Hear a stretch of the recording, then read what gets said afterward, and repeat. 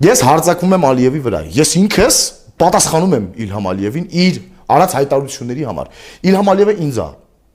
հետապնդում։ Փաստացի ես ասեմ դա կա։ Ադրբեջանցիներ փորձում են կոտրել կայքս։ Ադրբեջանցիները հարձակում են գործում ինձ վրա։ Դրա հետ մեկտեղ ես պետք է մտածեմ, թե իշ իշխանությունները կամ չգիտեմ ես ազգային ժողովում գտնվող ընդդիմությունը ինչու հարձակվում իմ վրա։ Հիմա մենք պետք է պայքարենք սովորական ժողովուրդս, որ կա, պայքարում ենք Թուրքի դեմ, պայքարում ենք այն դավաճանների դեմ, որի մասին հայտարարում եմ, բայց մինչև արդյոք ոչ մեկ չի ձերբակալվել։ Պայքարում ենք այս իշխանությունների պետական լծակների դեմ, որ մեր կոպիտ ասած գլուխներս չուտեն։ Պայքարում ենք այն ուժերի դեմ, ովքեր որ միլիարդ հատեր են եւ տիրապետում են մեդիա դաշտին եւ ֆինանսական ռեսուրսներին ամբողջովին Հայաստանի եւ շնչելու հնարավորություն քեզ չեն տալի։ Մենք պետքա պայքարենք, որպեսզի հայ մնանք, պետքա պայքարենք, որպեսզի լավ հայր մնանք, լավ ամուսին մնանք, իտոգում չզոհվենք սահմանին եւ վերադառնանք մեր ընտանիք, պաշտպանելով մեր հայրենիքը։ Սա է ժողովրդի կարգավիճակը։ Վերադառնալով տուն, փորձում ես փնտրես մի աշխատանք, որ 2 կոպեկ գումար աշխատես, որ կարողանաս քո ընտանիքի գոյությունը պահես, չկարողանալով ստիպված մտածում ես արդեն լքես հայրենիքդ, որպեսզի գնաս 2 կոպեկ ավել աշխատես, բերես քո երեխեքի, կարողանաս պահես քո հիվանդ մորը, քո ծնողին, կարողանաս հիվանդանոց տանես, դեղ առնես եւ այլն։ Դու հասկանում ես, սա ժողովրդի վիճակն է, կարգավիճակն է։ Այսօր հերել ասում են Արցախը ծախեց։ Իդեպ դրա մասին խոսում է Սերժ Սարգսյանը, ով 15-ից 18 թվականը մերժում էր, որ 5+2 ծրագիր կա հողերը հանձնելու Ադրբեջանին, բայց այսօր դրանից հետո հարցազրույց տվեց, որ ընդունեց, որ այո, այդպիսի ծրագիր եղել է։ Փուլային բանակցություն Ադրբեջանի հետ 5+2 շրջանները հանձնելու եւ Ակնան Սերժ Սարգսյանի համար հայրենիք չէ։ Իմ հայրը զոհվել է Ակնայում։ Ես Հայաստանի Հանրապետության քաղաքացի եմ։ Իմ հայրը թաղված է Եռաբլուրում։ Իմ հոր կողքին թաղված են Ակնայում զոհված նաեւ տղաներ, իր ընկերները։ Հիմա ես հարց եմ տալի, Ակնան իմ համար հայրենիք է թե ոչ։ Ինչ է շարքում Ակնան իմ համար հայրենիք չի։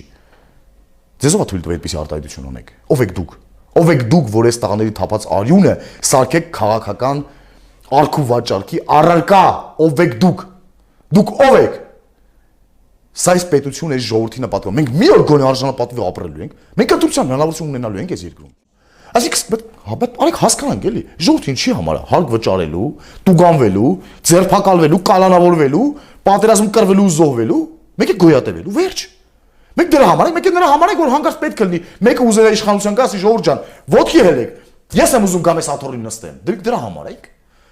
Վերջ-վերջը ժողովուրդը պետք է իր միջից, իր ընտրությունը, իր ճիշտ որոշումը կայացնի, թե չէ, ինչ եք ուզում մեզանից։ Դուք հասկանում եք, որ երկրում մարդ չի մնացել։ Եթե Ալիևը հայտարարությունը, որ մենք թույլ չենք տալու, որ Հայաստանում 5 միլիոնից ավել մարդ ապրի, ոչ թե հայ, մարդ ապրի, դե ի՞նչ է նշանակում, որ արդեն Ալիևը, ում ժամանակին մեծ ծնողները ծնկի են բերել իր հոր հետ հանդերձ, Ալիևն է որոշում մեր երկրում քանի հայ պետք է ապրի։ Դուք հասկանում եք ինչ կարգավիճակում։ Նույնն է ինչ որ Ալիևը վաղը չմիսուն ասի, ամուսնուն ասի կնոջը չքնես, որ երեխա չունենաս, տղա։ Մենք դա եք թույլ տալու։ Դա է մեր արժանապատվությունը։ Դա էր նշանակում ամենայն հավանականությամբ։ Ճշմարտություն, իրականություն պետք է խոսվի։ Մենք պետք է ճշմարտություն ասենք։ Մենք պետք է հասկանանք ինչպես է իրականությունը։ Մենք գիտեք ինչ ենք անում։ Քաղաքական գործիչը պետք է լինի սառը, պետք է խափի,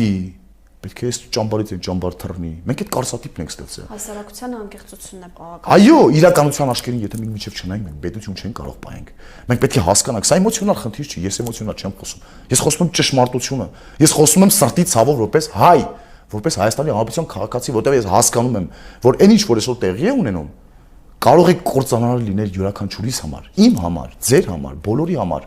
Եվ ես սրտի ցավով եմ ասում, կարող է նույն այս իշխանության եւ այս նույն ընդդիմության համար ես իրենց մասին եմ խոսում։ Ես իրենց համար եմ մտածում, հասկանալով, որ այդ թուրքը իրենց նույնպես չի զղջալով։ Չնայած այնտեղ շատերը մարդիկ կան, փող ունեն, իրենց սամարյոդերով կփախնեն, նույն իշխանությունը կարողանա փախնի, բայց ժողովուրդը ինչ անի։ Այդ մարդիկ ովքեր հավաքվում են ֆրանսիական հրապարակում, ովքեր հավաքվել են 2018 թվականին, բայց ժողովուրդը ինչ անի։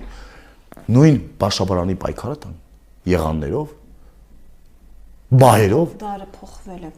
Շնորհակալ եմ։ Ես եմ շնորհակալ։ Հիշեցնեմ այսօրվա մեր հյուրն էր քաղաքական գործիչ, Արցախյան 44-օրյա պատերազմի մասնակից Արթուր Վարդանյանը։